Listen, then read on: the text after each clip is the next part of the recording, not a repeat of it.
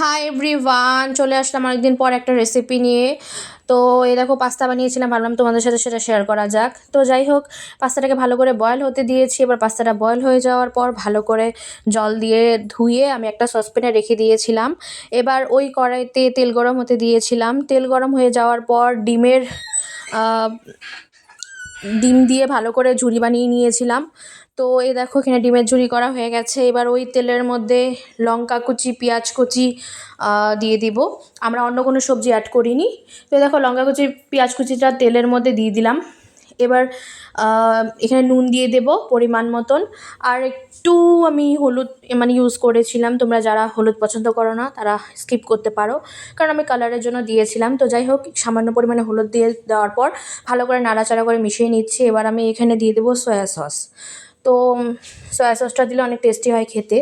তো পরিমাণ মতনই দিয়েছিলাম। তো যাই হোক, এবার এখানে পাস্তাটাকে দিয়ে দিব।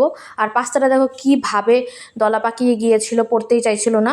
তারপরে যাই হোক, পাস্তাটাকে ভালো করে দলাগুলোকে ছাড়িয়ে ছাড়িয়ে নিয়ে ভালো করে পেঁয়াজ আর লঙ্কার সাথে মিশিয়ে নিয়েছিলাম খুব সুন্দর করে। তো দেখো, এখানে ভালো করে মেশানো হয়ে গেছে। এবার এখানে ডিমের ঝুড়িগুলোকে দিয়ে দিলাম। এবার এখানে সসটা দিয়ে দিলাম। আর সসটা অনেক পরিমাণে দেবে, কারণ বেশি মিষ্টি মিষ্টি হলে খেতে ভালো লাগে, অনেক টেস্টি লাগে পাস্তাটা খেতে। তো আমার পাস্তা প্রায় রেডি। তো এবার পাস্তাকে নামিয়ে নেব। তো ভিডিওটাই অবধি, টাটা গাইজ।